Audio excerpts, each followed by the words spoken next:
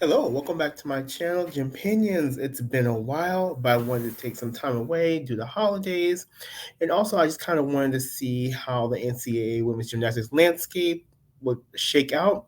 And it's been a couple of weeks, and I thought it's time to say, hey, let's get it out there. Now, this topic comes from, just seeing some of the gymnastics meets, seeing things on the gym internet, and this Reddit post really caught my eye a little bit ago. So let me post it right here. And it says, strangely not even interested in NCAA this year. And I kind of felt that way too.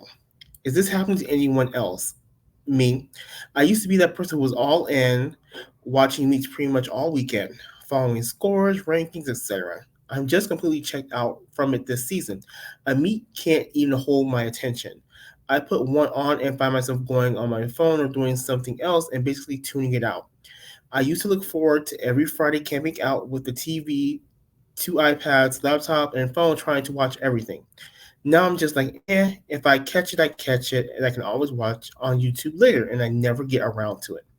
Even the best teams, it's all become a blur, and every team looks the same. And I feel like I know what will happen every time. The overscoring, the fakeness. I've just completely lost interest in anyone else. So I'm going to start by breaking this down. As I said, this happened. The lack of interest hit me as well. I used to watch Friday Night Heights, and I used to watch the Pac-12. Friday Night Heights on Fridays with the SEC, and then Pac-12s on the Saturdays. Now I pretty much don't care that much. You put on the meet, and you see certain teams, and you kind of know who's gonna win. Like Oklahoma, they're gonna be overscored, in my opinion, especially at home. Same with Utah. There's no team that really captivates me, but I will say one of the teams that intrigues me is the California Golden Bears. They've been on the rise for the last couple of years, and for me, that's the only team that really makes me interested. Just because some of the other teams are down, I'm going to say UCLA is down this year, Utah. I feel Florida is taking a step back from what I've seen so far. So when you pretty much have Oklahoma and pretty much everyone else, it gets kind of boring. Now LSU has the upside to challenge Oklahoma, but I'm gonna say that most recent 198.475 score, I believe that was at home, and I put no real weight into it. I just don't. That's just me. Let's see where we are. I put one off. I also went to my phone. Same. Yeah, I'm pretty much filling this post all the way around. So I'm going to give you my thoughts on the four main reasons that women's gymnastics in college is broken. And let's start here. We're going to talk about the code of points. Now, I understand like it's not going to be like elite, like difficulty, like we're not gonna see no triple twisting double back, we're not gonna see no Chusovitas, nothing like that. We're just not. It's college. I get it.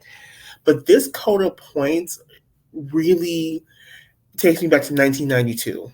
And I really feel if we had, say, a Shannon Miller or a Dominique Dawes or an Amy Chow come from, the elite world into this code of points, they would kill the scene because let's be honest, Shannon Miller had one of the greatest Yurchenko falls at the 1992 Barcelona Olympics. That should have been 10, period. And from what I'm seeing in college, not many of these vaults nowadays would rival Shannon's vault. I'm just using a blanket comparison. It's just, why is it this way? I understand that the FIG has kind of stifled women's elite gymnastics by devaluing skills, not rewarding, creativity and innovation. And I think that's kind of trickled down to NCAA, but even on a larger scale. Because let's be honest, there is no way a Yurchenko full should be a 9.95 and then a Yurchenko 1.5 be a 10. That's ridiculous. That's absolutely stupid. I mean, even the FIG understands there's a bigger separation than that. I mean, why would you do a 1.5 and take the risk of taking a 1 or 2 10 step versus just doing a Yurchenko full with the start value of what, 0.05 less, and most likely you should stick that at this level. So that's a huge problem. That needs a complete overhaul, especially vault. And these two pass four routines, come on now. I, come on now. There's not really any gymnast in NCAA with the performance quality to pull off the dance, the amount of dance needed to make a two-pass tumbling routine entertaining. And that's just the truth. It is what it is. So Coda Points, huge overhaul, especially vault. And I really believe that we need the three-pass tumbling routines back to hold our attention. All right, that leads me into the perfect 10 judging system. This mess just needs to go. So I did a comparison because I was feeling some sort of way. So what I did, I first watched, last year women's NCAA championships. Then I watched the men. I was way more invested into the men because they used the open-ended scoring system.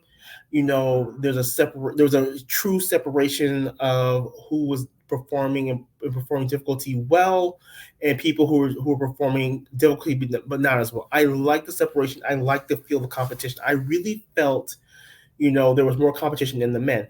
The women's, I feel like, Oklahoma's going to win.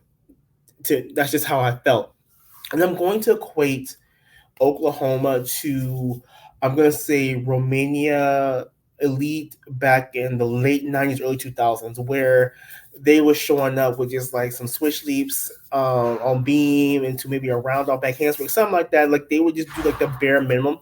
They would play the code and they would have 10-0 start values. And I feel like Oklahoma does the same. Romania was known for their consistency. They were known for their execution. Same with Oklahoma. And under this scoring system, that's always going to play well, and it's boring. And then when you have a team like Oklahoma who's always winning, other teams are going to mirror and copycat because of, why should we go out our way to do this extra difficulty and risk deductions when we could play the same way and hopefully be close. And if Oklahoma stumbles, then we could be there to pick up the crumbs. And that's just how I feel. The perfect 10, I'm not sure why the NCAA wants to hold on to this. The perfect 10 is not even rooted in college. It's rooted in Nadia at the 76 Montreal Olympic Games. It's rooted in elite. That's the history. So the fact that the NCAA keeps holding it onto this makes me think they think it's just a whole marketing thing for me. Like, oh my gosh, if you come out, you can see a perfect 10. I mean, half these perfect 10s aren't even perfect 10s in my opinion, but that's just me. So for me at this point, the NCAA is just only holding on to this due to them thinking this would be more marketable to children because you think of kids, as you're teaching about history, it does go back to Nadia. But like I said, the perfect 10 is not rooted in college, it's rooted in elite. It's time to let it go. I mean, the men let it go years ago, and they're the better for it, in my opinion. I would rather see athletes who are capable push themselves to separate themselves and be rewarded for that separation when done well than just see the same routines over and over again. I mean, like, how many Gainer folds off the side can we see? How many back handspring layouts, step outs can we see? Can we get something different? I mean, gymnastics has so many skills to offer, and these gymnasts are way more talented than what they show. So why not give them the forum to do it and reward them for it? That's my main issue. I want to see more separation and more fair separation in the competitions. All right. Now, this is something I'm not sure many people have taken into account. So, over the last 10 to 15 years, we've had like the dean of coaches retire. We've had both the Marsdens retire recently out of Utah. Miss Val out of UCLA, retired.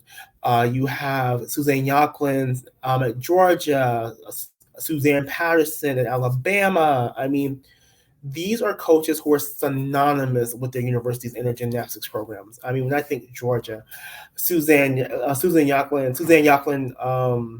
always comes to mind, and then you have Patterson in Alabama. First person I think, Miss Val at UCLA. I mean, iconic figures. Like I said, the Marsdens at Utah. These are the people who I just think of, the icons. And the people who replace them, and there's not anything to do with people who replace them. There's just, to me, they're not dynamic. I don't know their stories yet. I don't know their road to get here. And their personalities are kind of muted for me. And I don't mean like Janelle McDonald at UCLA where she's cheering and jumping up and down with her bars team. I'm not meaning like that. I feel like I'm gonna take Yoklin at Georgia. Like she was intense, she was fierce, she was a competitor, and I like seeing that. She was demonstrative, but it didn't come across as too much or too fake. And we have KJ Kindler at Oklahoma, and while she is like a very very good coach, and I appreciate her for that, she doesn't draw me into her or her team. It's just like you're just kind of just there, and that's missing nowadays. Like we need the coaches, who really promote women's gymnastics, who are like are out there and who don't mind speaking their mind, saying what they have to say. That's why I always appreciate the older guard of coaches. Dee Bro at LSU, can't forget her, the dean. She was the dean at one time. You know, they just have such big personality and weren't afraid to say what they have to say. And I feel like nowadays with social media and public opinion, the coaches' personality are a little bit more muted. And I'm hoping that will change soon. And my last point is the gimmicks. Okay, we get rid of the gimmicks. It's so cringy. It just is with the stick crown, the stick at Stanford, the mascot heads. Can we just stop that BS? I mean, when I come to a gymnastics meet or when I watch on TV, I just want to be focused on the gymnastics and like the quality of the athletes and the quality of the elements that they, you know, perform. Yeah, gimmicks will, bring attention to you guys, but it's not the right attention. A stuck landing should bring attention. A perfectly executed double AL should bring you attention. Good form, technique, choreography, that should bring you attention, not these gimmicks. Well, I'm going to end this here. I hope you enjoyed this video. I will have more to come. Sorry for being away so long, but I hope to at least give you guys one video per week. Thanks for joining me, and I will see you in the next one. Bye.